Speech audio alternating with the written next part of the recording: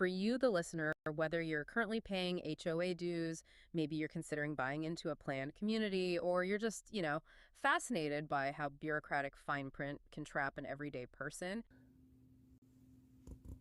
we are breaking down something truly bewildering today. It really is a wild case. Yeah. We have a stack of documents, timelines, and notes detailing the case of a homeowner named Rosalind Grigger and her ongoing fight with her HOA. Our mission today is to trace her documented timeline. We want to understand how a single physical property issue unlocks this labyrinth of, insurance anomalies, shifting deductibles, and extreme power imbalances. Yeah, and we're going to treat Rosalind's story as a kind of diagnostic tool. By looking really closely at the exact paperwork she received, we can decode the mechanics of a much broader structural issue in property management. Okay, let's unpack this, because to fully grasp the absurdity of the paper trail we're going to look at later, we really have to start with the physical reality. Before there were dueling insurance certificates, there was just, water going where it shouldn't. Right, the precipitating event. So in the notes, we're taken back to the year 2021. Unit 108 experiences a massive water loss. Water is just intruding from the unit above. And anyone who has ever dealt with a major leak knows it is an immediate crisis. I Yeah. mean, drywall is swelling, floors are warping. Mold is just a ticking clock. Yes. Mold is a huge ticking clock. Mm-hmm. So Rosalind does what you're supposed to do. She contacts the HOA's insurance. And the HOA, they acknowledge the physical reality of the leak. They see the water. But then they deny the mold coverage. Exactly. Their response is to deny mold coverage. They claim the cost to mitigate the initial damage falls entirely under their master policy deductible. Which is a heavy blow, but mathematically, it's pretty common in the insurance world. Really? How so? Well, if a building has a massive deductible, say $25,000, the HOA's insurance carrier won't pay a single dime until the damage crosses that threshold. They effectively tell the homeowner, look, the damage is real, but it just isn't expensive enough to be our problem. Wow. Okay, so faced with that wall, Rosalind logically pivots. The water came from the upstairs unit, right? So she files a claim with the upstairs neighbor's insurance. And this is where the game of financial hot potato really begins. Oh yeah, classic maneuver. Because the neighbor's insurance completely denies liability, and the reason they give. They blame the leak on HVAC wear and tear. Yeah, and that specific phrase, wear and tear, is a really powerful shield in the casualty insurance industry. I bet. It sounds like a catch-all. It kind of is. Insurance is fundamentally designed to cover sudden, accidental, and unforeseeable events. Think of like a healthy tree snapping in a freak storm and crushing a roof. Right. An act of God kind of thing. Exactly. What insurance companies aggressively avoid covering is maintenance. So if an air conditioning unit has been slowly degrading for a decade because the owner just never serviced it, the insurance company views that as neglect, not an accident. Precisely. They look at the upstairs neighbor's HVAC unit, declare it a maintenance failure, and they just wash their hands of the claim. They're essentially saying the neighbor is at fault for not maintaining their property, but the insurance policy won't cover the payout for that specific type of negligence. Which leaves the victim just stranded in this bureaucratic void. I mean, the HOA tosses the potato, hiding behind the deductible. The neighbor's insurance tosses the potato, hiding behind the wear and tear exclusion. I look at this setup and have to ask, if the HOA admits there's a leak and that the neighbor's equipment is clearly the source, why is the victim, the person whose ceiling just caved in, automatically left holding the bag? This raises an important question about the structural vulnerability that's basically baked into condo ownership. In theory, overlapping insurance policies are supposed to create a seamless net. The HOA has a master policy for the building envelope and the infrastructure. The individual owners have their HO6 policies, which is commonly known as walls-in coverage for their personal interiors. Right, so you'd think between the two you're covered. You would think. But this documentation reveals how those policies are written with intentional gaps. When technicalities like wear and tear collide with high master deductibles, that safety net just vaporizes. The system is designed so that when the finger-pointing stops, the sole financial burden crashes down on the victim by default. That is just exhausting to realize. But it's only the foundation of Rosalind's story. I mean, the hot potato game is a frustrating reality of insurance. But the narrative moves from frustrating to completely inexplicable when we start analyzing the actual documented timeline of the HOA's insurance certificates. Yeah, the paper trail is where the standard bureaucratic runaround kind of evolves into something that looks a lot like administrative manipulation. Here's where it gets really interesting, because the dates and the dollar amounts on these official documents simply defy logic. Let's walk through the strict chronological timeline provided in our sources. Let's do it. So we're looking at the certificates of insurance. For you listening, these are the official one-page summaries provided to residents that legally state the parameters of the HOA's master coverage. Right. The documents a homeowner relies on to know exactly where the HOA's responsibility ends and their own personal financial risk begins. Okay, so according to the notes, on June 30th, 2021, the HOA issues a certificate. It clearly states there is a $25,000 per unit water deductible.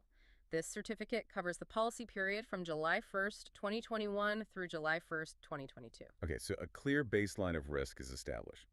The first $25,000 of water damage is the gap the homeowner has to worry about. Right. Fast forward 1 year. On June 17th, 2022, a new certificate is issued for the upcoming renewal. It once again shows a $25,000 per unit water deductible. This covers the policy period of July 1st, 2022 through July 1st, 2023. 2 consecutive years, the exact same baseline is communicated to the residents. The expectation is set. The homeowners have been told, in writing, what their exposure is for that 2022 to 2023 calendar year. But then we hit the twist. The sources show that on April 3, 2023, another certificate is produced. And crucially, this certificate is for that exact same July 2022 to July 2023 policy period. But suddenly, out of nowhere, it reflects a $50,000 per unit water deductible. It literally doubles in the middle of the policy period. A mid-policy deductible jump. Let's try to visualize the absurdity of this for a second. This Yep. is like your auto insurance doubling your collision deductible in the middle of your 6-month policy, right after you've already gotten into a fender bender. That's wild. You agreed to one set of rules, you suffered a loss under those rules, and suddenly the insurance company produces a new piece of paper that retroactively alters reality to benefit them and punish you. What's fascinating here is the mechanics of how a seemingly static document can be used to alter financial reality.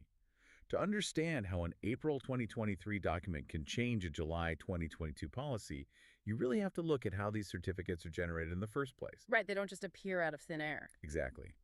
A certificate of insurance is merely a snapshot generated by a broker at the request of the property management company. If an HOA is facing massive claims and their insurance carrier threatens to drop them, the HOA board might quietly negotiate a higher deductible to keep their premium affordable. But they don't necessarily broadcast that to the residents immediately. Often they don't. The management company might implement the $50,000 deductible behind closed doors to save the budget, but fail to issue updated certificates to the homeowners. Or worse, they generate a quote-unquote corrected certificate retroactively only when a resident actually attempts to file a major claim. Oh, wow. Yeah, they use administrative fiat to change the rules of the game after the dice have already been rolled. That's terrifying. And the sources show a final certificate on February 14th, 2024, which continues this new $50,000 deductible into the 2023 to 2024 period. And the HOA formally tells the owners that they are now individually responsible up to this massive $50,000 threshold. Just brutal. Yeah, the residents are told they must immediately secure their own personal HO6 condo coverage to bridge this new cavernous gap. Which is a monumental ask. Expecting a homeowner to suddenly secure a policy that covers a $50,000 initial gap is entirely divorced from how the insurance market actually works. Right, because the personal carrier isn't just going to blindly agree to that. Exactly. If you approach a personal insurance carrier and ask for that level of coverage, the first thing they're going to look at is the building's claims history.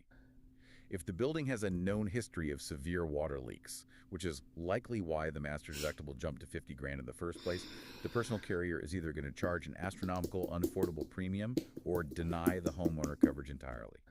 So the resident is trapped. The HOA shifts the liability onto the individual, knowing full well the individual cannot realistically buy protection against that liability in the open market. Yep. So we have the initial physical damage in Unit 108, and we have this bewildering, shifting paper trail. But we have to look deeper at the motive here. Why is an HOA forcing this kind of retroactive documentation onto its residents? The sources point to a severe systemic issue, which is deferred maintenance. Deferred maintenance. It's arguably the most destructive force in shared property ownership. Really? More than just bad management. Well, it is a form of bad management. It's the conscious decision by a board to delay critical, expensive repairs like replacing an aging roof or overhauling failing decades-old plumbing in order to save money in the short term and keep monthly dues artificially low. Because HOA boards are usually volunteer homeowners, right? They want to remain popular with their neighbors, and nothing makes you more unpopular than doubling the monthly fees to pay for new pipes that nobody can even see. Exactly. It's the exact opposite of proactive management. They just kick the can down the road. But infrastructure eventually fails. When those 30-year-old pipes finally start bursting, the resulting water damage triggers massive insurance claims. And according to the notes we're reviewing, victims of water damage like Rosalind are being forced to shoulder the costs of the association's deferred maintenance. The HOA avoids paying to maintain the building breaks, and then the HOA alters the paperwork to ensure the victim pays for the cleanup. Rosalind's own assertion in the text is incredibly stark. She states, "They knew, and the action will show I was targeted." She notes the sheer isolation of the experience, pointing out that she is just one of 212 units, but she adds, "I matter too." The psychological toll documented there is profound. I mean, when you are one individual facing down the legal and administrative machinery of a 212-unit association, the power imbalance is just paralyzing. You're fighting an institution that holds all the documentation, they control the budget, and they have the authority to issue fines or place liens on your home if you push back too hard. Yeah, the notes highlight the structural imbalance heavily. Individual homeowners have virtually no support to defend themselves against heavily funded HOA associations. Right. And we aren't just talking about a group of argumentative neighbors meeting in a clubhouse either. No, not at all. These volunteer boards hire heavily funded for-profit management companies to handle the day-to-day operations. That introduces a completely different dynamic. You're no longer appealing to the empathy of a neighbor. You're battling a corporate entity whose primary objective is protecting the association's balance sheet and minimizing their own administrative workload. They have lawyers on retainer paid for by the residents' own monthly dues. They control the flow of the very insurance certificates you need to prove your case. So what does this all mean? Let me push back on the framing of this entirely. If an HOA actively defers maintenance, causing infrastructure to inevitably fail, Right. and their primary solution is to quietly alter the paperwork, raising the master deductible so they never have to pay for the fallout, is that a breakdown of the system or is it a perfectly engineered loophole? The institution successfully avoids the upfront cost of maintenance, and they successfully avoid the back-end cost of the damage. For a for-profit management company, that sounds like a feature, not a bug. If we connect this to the bigger picture, your theory aligns perfectly with the David versus Goliath dynamic the source material warns about. The administrative hurdles are designed to be a feature of attrition. Meaning they just try to wear you out. Exactly. The management company understands the Byzantine structures of casualty insurance. They dictate the timeline of the claims. The homeowner, conversely, is usually a layperson just trying to get the mold out of their living room. Right. To fight a retroactively altered certificate of insurance, the homeowner has to hire their own attorney out of pocket, file discovery motions just to see the real master policy, and endure months or years of stonewalling. The system relies on the individual running out of money or energy before they ever see the inside of a courtroom. Which perfectly explains the calls to action present in the text. When the internal dispute resolution system is just a closed loop of liability shifting and administrative exhaustion, appealing to the board is basically pointless. The only viable recourse is external pressure. The source material specifically urges residents to support legislative measures like SB 406 and broader HOA reform. It also highlights the necessity of grassroots organizing. Like using Nextdoor and Facebook groups to connect with neighbors. Exactly. Because if the management company's strategy relies on isolating Rosalind as just one angry voice out of 212 units, the only counter-strategy is to find the other 211 units and show them that April 2023 certificate. You have to aggregate power back to the residents by proving to them that they are all standing on the edge of the exact same $50,000 cliff. It requires transforming a localized property dispute and, a leaky ceiling in Unit 108 into a collective demand for systemic transparency. It really is a staggering escalation when you step back and look at it. It is. Let's recap the journey we've taken through these documents today. We started with a very tangible, localized issue, an ignored water leak, and a denied mold claim. Which immediately introduced us to the concept of the insurance hot potato, where overlapping policies use clauses like wear and tear to ensure the victim is the only one left holding the bill. From there, we navigated the truly baffling paper trail. We looked at how an established $25,000 deductible can mysteriously double to $50,000 on a mid-policy certificate, essentially retroactively rewriting the rules of financial liability. Yeah, that was the craziest part. And finally, we uncovered the motive driving that paperwork. The crushing weight of deferred maintenance, shielded by a David and Goliath power dynamic where for-profit management companies outresource the individual homeowner at every single turn. Rosalind's documented timeline serves as an anatomy of systemic stonewalling. It really shows how the burden of aging infrastructure is quietly transferred to the individual. And for you, listening to this right now, this is why this highly specific case study demands your attention. If you live in a condo, a townhome, or any community governed by an HOA, this story is a siren. You cannot assume the master policy is a static, reliable safety net. You need to audit your own HO6 walls-in policy immediately. Seriously, check your policies today. Yes, you need to understand exactly what your coverage gap is right now. And you must demand to see the actual full master policy from your association, not just the one-page summary certificate. You have to scrutinize those documents every single time they're renewed, looking for any mid-year shifts. Because what we learned from Unit 108 is that the rules of your financial ruin can be altered on a piece of paper you don't even control. Which brings us back to where we started, buying the turnkey lifestyle. We began by asking what happens when the people managing the property tell you the safety net is your problem.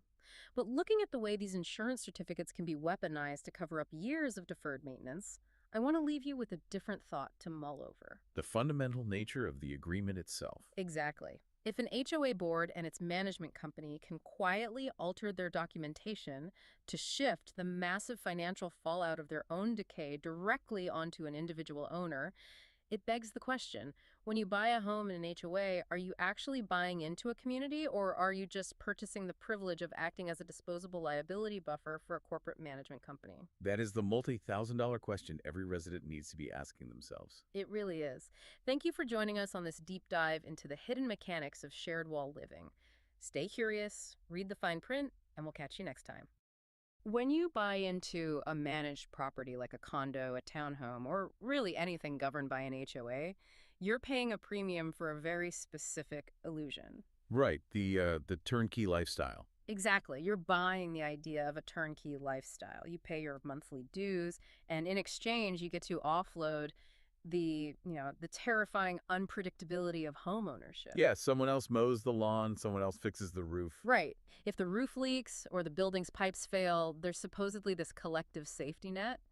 You sleep soundly believing that the administrative machinery that you fund every month is just going to handle the catastrophe. But the reality can be a lot harsher than that. Oh, absolutely. Because what happens when that catastrophe strikes and the administrative machinery simply hands you a bill for the damages? Like, they point to a newly printed memo and tell you that the safety net was actually your responsibility the entire time.